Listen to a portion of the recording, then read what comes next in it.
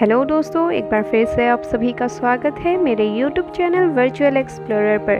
तो हर बार की तरह मैं एक बार फिर से आ गई हूँ लेकर एक नई जगह, एक नया टॉपिक, जिस पर आज हम लोग करने वाले हैं बहुत सारी बातें और मैं आपको देने वाली हूँ बहुत सारी नई जानकारियाँ।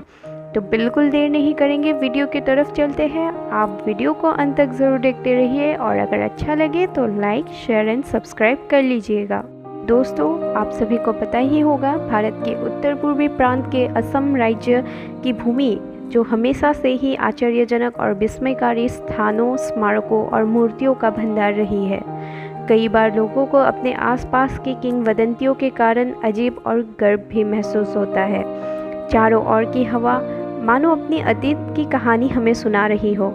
इसलिए जब भी असम की हरियाली में एक कदम रखा जाता है तो बस रहस्य और पौराणिक कथाओं की अभेद्य और अस्पष्ट सुगंध हमें चारों दिशाओं से घेर लेती है। ऐसे ही एक जगह जो गुवाहाटी से 36 किलोमीटर की दूरी पर मदन कामदेव नाम से पुरातात्विक स्थल है, जो असम के कामरूप जिले के बेहाता चारियाली में स्थित है। यह पूर्व की खजुराहो के रूप में भी जाना जाता है। यह असम के विरासत में लोकप्रिय स्थानों में से एक है। देवांगिरी पहाड़ी पर बिखरी मदन कामदेव अपने प्रभावशाली पुरातात्विक खंडहरों और पत्थर की मूर्तियों के लिए प्रसिद्ध है। यह मूर्तियां पहाड़ी के 500 मीटर क्षेत्र में बिखरी हुई है।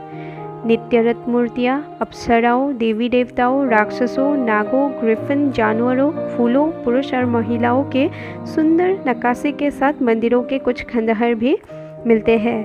यह मदन कामदेव मंदिर परिसर के ही खंडहर है जिनकी कामुक प्रतिमाओं ने इसे असम का खजुराहो उपनाम दिया। इसके कामुक स्वरूप को और रेखांकित करते हुए एक मध्यकालीन मंदिर का खंडित गर्भगृह मिलता है। इसमें अंतरंग आलिंगन के मुद्रा में शिव और पार्वती की एक बड़ी मूर्ति है। इन खंडहरों में फूलों और लौकिक आकृतियों से ढके विशाल स्तंभों के कुछ टूटे हुए हिस्से, एक 6 सिर वाला भैरव, 4 सिर वाला शिव, सूर्य, गणेश और विद्याधारा की मूर्तियां प्राप्त होती है। यह इलाका शांत और एकांत में है।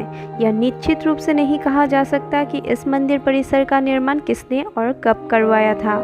यह हाल ही में 1970 के दशक में ठीक से उजागर किया गया था। उत्खनन से यहाँ छोटे बड़े आकार के कम से कम 24 मंदिरों के खंडहरों का पता चलता है।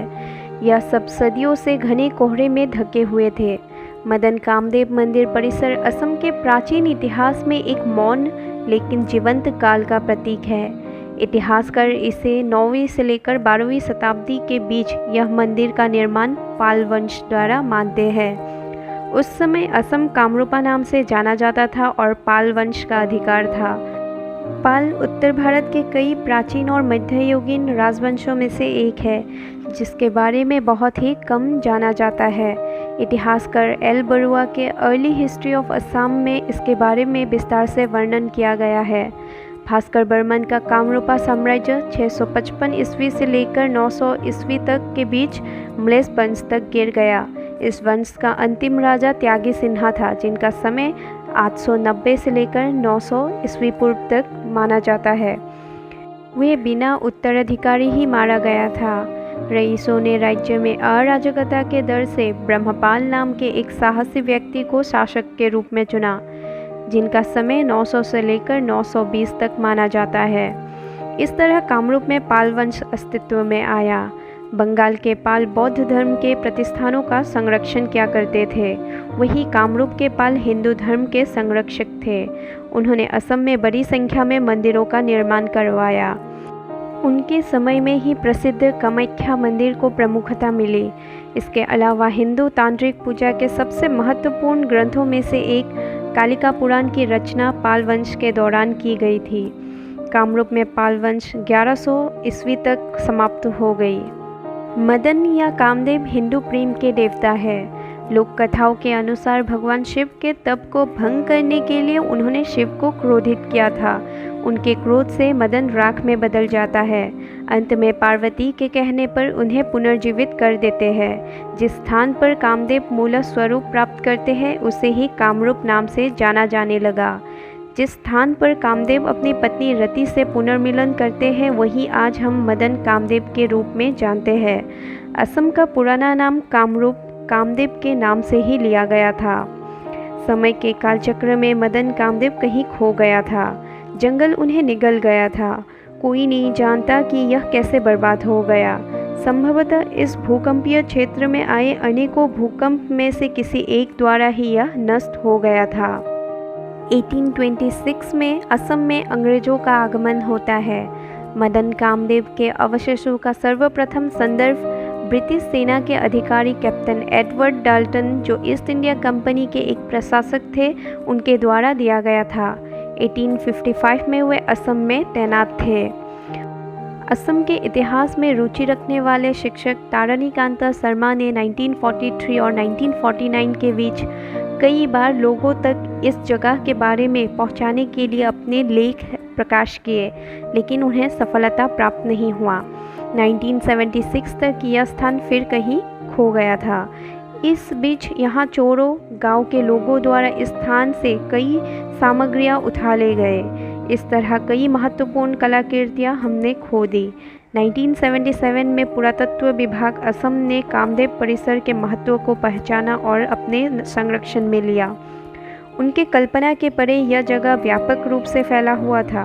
1981 से लेकर 83 के बीच कई बार विभिन्न दिशाओं में खनन किया और प्रत्येक बार चौंकाने वाले सामग्रियाँ प्राप्त हुई। यह सामग्रियाँ इस बात को स्पष्ट कर देती है कि यह जो मंदिर है शिव का उपासना का केंद्र था। यहाँ एक संग्रहालय भी है जो यहाँ प्राप्त सामग्रियों को प्रदर्शित करती है। हालांकि अब भी कई सामग्रियाँ बिखरी हुई है।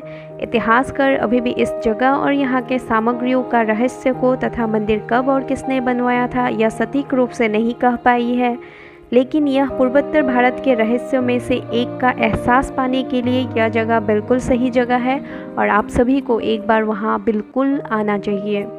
तो दोस्तों, आज हम लोगों ने बात की मदन कामदेव के बारे में, जो असम के राजधानी गुवाहाटी से बिल्कुल पास ही एक पर्यटन स्थल है। तो आज के लिए बस इतना ही। फिर मिलेंगे एक नई जगह और एक नए वीडियो के साथ। तब तक के लिए thank you so much for watching. Till then keep liking, keep sharing and keep subscribing. Thank you so much.